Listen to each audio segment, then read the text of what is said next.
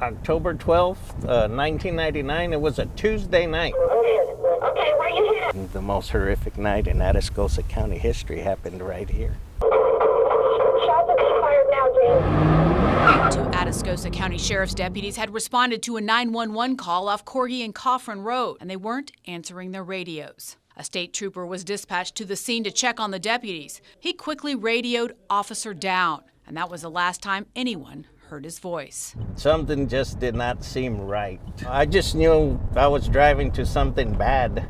The gunman, Jeremiah Ingleton, was hiding in the brush, firing off round after round of ammunition at the officers. There's dust flying where bullets are hitting the ground. He stood up and fired multiple rounds from the semi-automatic rifle in our direction, and we were at an intersection. We could hear the bullets whizzing by. Soward was a deputy chief then and still vividly remembers the carnage unfolding right in front of him. We knew there was two deputies and a trooper up there, and we couldn't get to them. And the last shot that night was Ingleton, turning the gun on himself. We were able to quickly get the guys out, but it was too late. You know, they were all shot multiple times and were gone.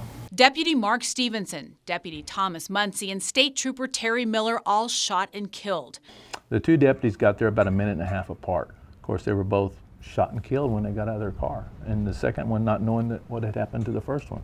And Trooper Miller got there, and he pulls up and sees them lying on the ground, tries to back out, radios officers down, and he can't even get backed out of there but maybe 75 yards, and he gets shot, ambushed, cold-blooded ambush. This is his blood. Thomas Muncie's wife still remembers the shock of that tragic night. And they're calling him, and he's not responding, and he's not responding. She rushed to the sheriff's office and got the devastating news. How do I walk into this house and tell my kids that their dad is gone? Muncie had 4 children, and all 9 children left without fathers. I had a beautiful life. I said, I loved my husband so much. I said, and then this person that I didn't even know crashed into my world. I said, and destroyed it, and destroyed my children. And in the days after, neighbors rallied around the families as they buried 3 fallen officers. That when you're that sad, you want the whole world to cry with you. We were that sad, and our whole community cried with us. Everybody else was fortunate to go home to their families that night. Those 3 guys weren't. They'll always be with us. 3 officers that made the ultimate sacrifice. When that happened, and it took him totally out of my life, I didn't think I could breathe, because he was everything to me.